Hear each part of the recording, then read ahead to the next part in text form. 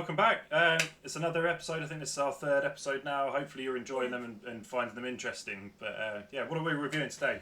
We are going to be reviewing our 2-1 win against Eastbourne Town and our 3-1 win in the FA Cup against Shoreham. So we are moving on in the FA Cup to the FA Cup preliminary round. Second round, I think. It's a bit of a mouthful. Yeah, so we've just done the extra preliminary rounds, and now we're in the preliminary round because the FA like to give us a mouthful to say on Crowscast. That's probably the only reason. And we're going to be previewing our away game against Bexhill, who are 9th in the league at the moment. And no, sorry, that's 9th, 9th of August. I thought that's how where they were in the league. Yeah, but Bexhill, we're going to be playing against Bexhill away at their stadium. But at home, we will be playing against Loxwood. So a lot of games, 2 games coming up, that very interesting games. But first, let's not do the preview. Let's talk about our review. So let's start with our 2-1 win against Eastbourne Town. Yeah, what a game it was on an unseasonably cold, wintry summer's evening. Yeah, it was horrible. For some, it felt like it did feel like winter for some reason, even though it was summer. Yeah. Or I think that was at the end of July or starting August or something. Yeah. It was a strange one because I know that it was probably in the teens for temperature, but by the end of the game I was actually shaking and I had a jacket on. Yeah, it was bizarre. I don't understand the weather in England nowadays. It's summer, but it's winter at the same time. I don't understand. Do you? Hopefully that'll change soon, because I quite enjoy going to games in shorts and t-shirt while I can. Yeah. But yeah, let's talk about the game. So it was a 2-1 win. Yeah. I think the first half, nothing.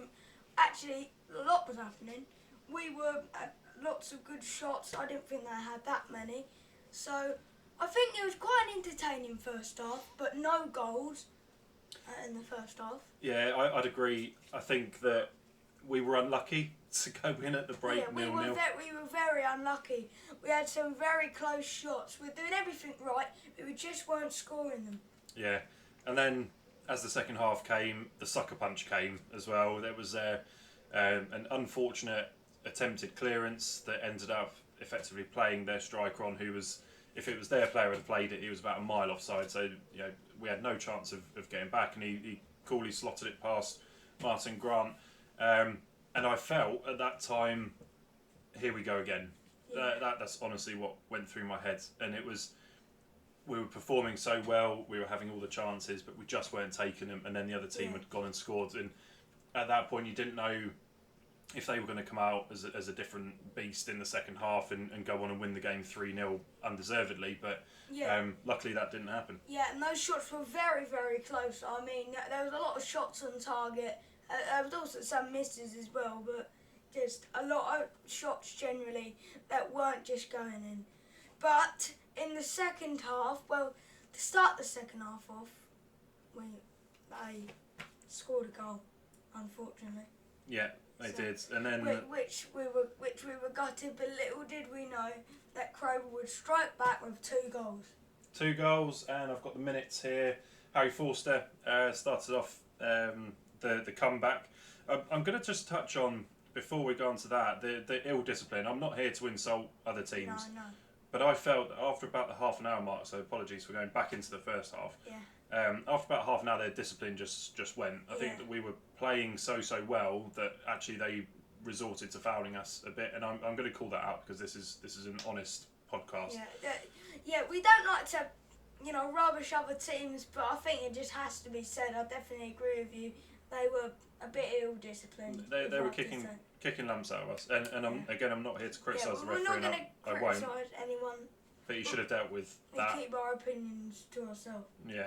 Well, at this point, I will say that I shouted to the ref, I'd like a team by the end of the season, because it was getting to that point. Yeah, to be honest, he wasn't looking after the players. He wasn't. I don't think. Wasn't at all.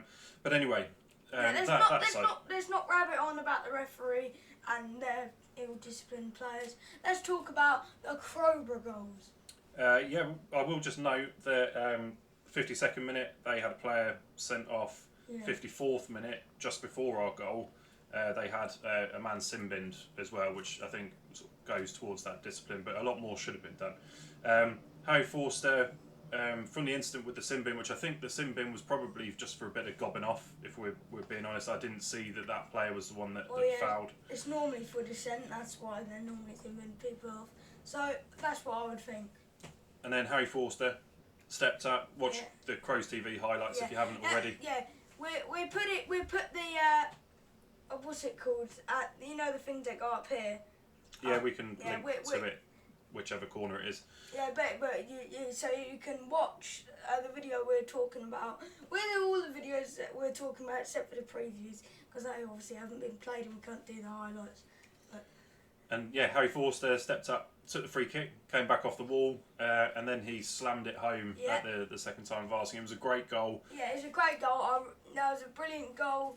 Then we sort of hope Crowborough, all they needed to do was score one goal and we'd be back on top. And then the game kind of carried on as it had for the whole game, where we were dominating, we were getting our chances off, we just weren't taking them. Again, watch the Crows TV highlights and you'll see how many chances we created. But in the 75th minute, Rory Salter popped up and put us ahead, and then a massive sigh of relief came over me. We were like, we were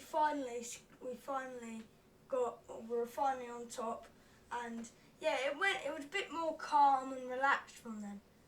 Yeah, I think the game sort of petered out a little bit at that point, and then I think we had a couple more chances towards the end and probably could have buried the game. But all in all, 3 points, and I am going to look at the league table. It is early doors, but just because it's such a nice sight to see, and I'm not getting overexcited. Yeah, I'm not. We're not going to get overexcited. It's only been 2 games played in the league, but we are top of the league, and we're not going to start thinking about it because it's still early doors yet. But it's just a nice sight to see Crowborough at number 1, isn't it? And we're playing so well. Yeah, we are playing very well. 3 wins back to back at the moment. Now, that is not something to grumble about. 3 wins, that takes us nicely onto the FA Cup win from yesterday. So we beat Shoreham, who are newly promoted into our league at the moment. It's just something that we'll do on this. They have played 2 and lost 2 at the moment in the league. I quite liked them, if I'm being honest. They didn't offer too much in way of resistance against Crowborough, but they didn't resort to fouling and dirty tricks to try and get their own way. I think they were very, very disciplined. They were good, and I saw they thanked us on social media or something. Yeah, I saw that, and I was really impressed with one of their centre-backs in particular, who kept on positive messaging. A lot of teams tend to go really negative, and their goalkeeper made some fantastic saves as well. So credit to them for that. Yeah, and I wish them well for the season. But on to Crowborough.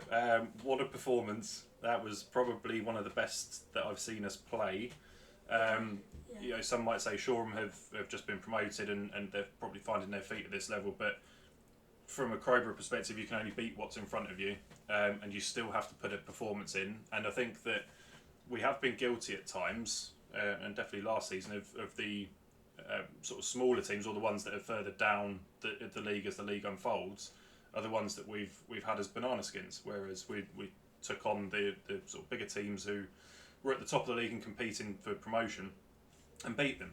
So it was really refreshing yesterday to see that we could play our style of football. Yes, we were at home on our pitch, but it was really good. Yeah, I definitely think we played great. Whenever I looked up, I just saw brilliant football, and that's all I can say really. Played brilliantly. So the 3 goal scorers, Lucas Moraine scored first half, Danny Powell scored first half. Lucas Moraine with the assist for that one. I believe it was Ollie Wellborn with the assist for Lucas's first. The third was another Harry Forster outside of the box, 20 yards out effort. It's turning into his trademark because that's what happened in the Eastbourne Town game as well, where about 20 yards out he just hit it. He's done that in back-to-back matches. Yeah, let's see if he can do it again on Wednesday. But there we go, Harry. it was a really good game. Some really encouraging performances. Ollie Wellborn, obviously returning to the club, man of the match, deserved his man of the match performance. He's absolutely incredible on the ball, gliding past players. I will mention Rory Salter as well. I think he's trying to become a striker because he scored in the Eastbourne Town game, and he probably could have had a hat trick. I'm sure he won't mind me saying yesterday as well in the FA Cup. But yeah, really good to see Danny Powell back on the score sheet. Lucas Moraine seems to have hit the ground running this season. Yeah, everything's just really, really feeling positive at the moment. I know it's early doors, but 2 wins from 2 in the league, through in the FA Cup. Tough game against Farnham Town to come on the 19th of August, away game. They're over near Guildford. So bit of a trek on a Saturday. So be good. Yeah. So we're looking forward to that game against Farnham Town. Yeah. So, Preview. right, preview. Let's have a look. What have we got? Previews. We have Bexhill away. Okay, so who aren't actually 9th in the league. no, they're not 9th in the league. Bexhill, again, we don't really know too much at this stage because the league table hasn't unfolded yet, and at this level there can be high levels of turnover in squads, and it's not like in the Premier League where you look at, let's just pick on Arsenal for example, who we can see have visibly strengthened with their 3 or 4 signings. It doesn't look like the squad's been weakened at all. No, they signed some good signings. Bexhill, I was really impressed with last season. Yeah. I think I was about to ask you that question. Oh, ask the question. What did you think of Bexhill last season? I was really impressed with them. They tried to play football in the right way. They tried to get the ball down. I think they finished last season roughly around probably just below us. So it should be quite an even game. The game is going to be played at Hailsham Town's stadium, I believe. And don't quote me on it, but I believe that Bexhill's football pitch is being used as a cricket pitch at the moment. So such is life at this level. But yeah, I'm looking forward to that on a Wednesday night. And then we've got Loxwood, which is at the Crowborough Community Stadium, and they're not 12th in the league. They're not 12th in the league, but it's on the 12th of August. Yeah. Loxwood. What did you think of them last season? They were okay. I think, and again, I should probably look at last season's league table, but I think that they were bottom half of the league. But when we played them, that didn't really tell the story. I think we drew one of the games at their place 1-1. We won one of them 2-1, which I think sticks in my mind. Okay. For some reason. So again, you don't really know what's going to come up, but I look forward to us being at home. Between the 2 games, if we can get 4 points from that, that'd be really, really good. Obviously, I want 6 points. I'd like to be sat here next week saying 4 wins from 4. Yeah. But I'm just really positive if we can keep playing our brand of football. There's a lot of games; they're coming thick and fast at the moment.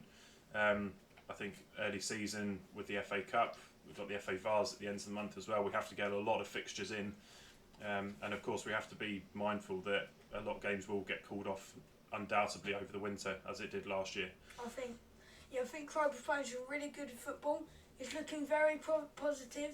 I hope by the end of the season we can be saying, yeah, we're still top of the league. Yeah. It'd be nice, wouldn't it? Just stay top the whole time. Yeah, it'd be nice to come on here smiling every single week. So, we hope you've enjoyed this episode, but unfortunately this is going to have to come to an end. It's going to come to an end. I'm going to give a teaser, and hopefully we'll be able to announce this week, but there is a new signing coming. Yes. Somebody signed the forms yesterday.